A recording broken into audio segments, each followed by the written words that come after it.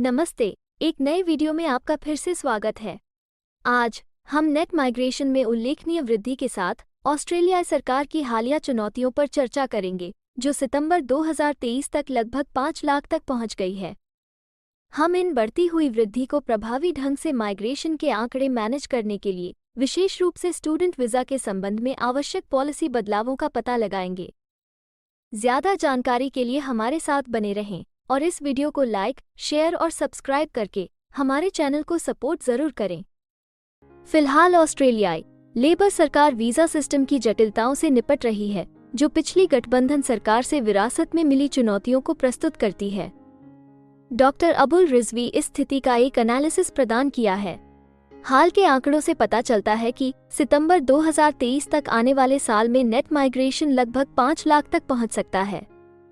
पूरे साल के लिए इस संख्या को 5 लाख से नीचे लाने के लिए 2023 की अंतिम तिमाही के आंकड़े 1,08,000 से कम होने चाहिए, जिसके नतीजतन होगा फरवरी के मध्य तक साफ हो जाएगा। साल के नेट माइग्रेशन के लिए ऑस्ट्रेलियन ब्यूरो ऑफ स्टैटिस्टिक्स के शुरुआती अनुमान जुलाई 2024 तक उपलब्ध नहीं होंगे। आने वाले महीने में एडिशनल डेटा से इन रुझानों पर ज्यादा प्रकाश पड़ने की उम्मीद है। दिसंबर के मध्य तक एबीएस ने अक्टूबर 2023 के लिए नेट लॉन्ग टर्म और परमानेंट मूवमेंट्स और नवंबर 2023 के लिए नेट स्टूडेंट मूवमेंट्स पर डेटा जारी करने की योजना बनाई है।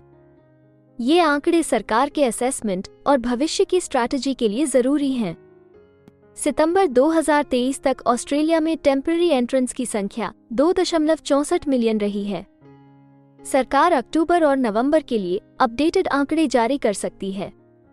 इसमें ब्रिजिंग वीजा होल्डर्स शामिल हैं, जिनकी संख्या जून में 1,76,856 से बढ़कर सितंबर 2023 में 1,91,235 हो गई।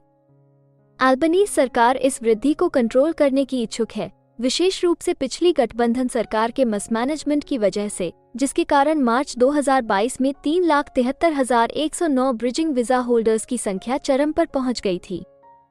अन्य प्रमुख ग्रुप्स में न्यूजीलैंड के सिटीजन्स शामिल हैं, जिनकी ऑस्ट्रेलिया के लेबर मार्केट के रुझान की संख्या में पॉलिसी में बदलाव के कारण उतार चढ़ाव हो रही है, और अंतर्राष्ट्रीय छात्र, जिनकी वर्तमान में कुल संख्या 6,64,178 है।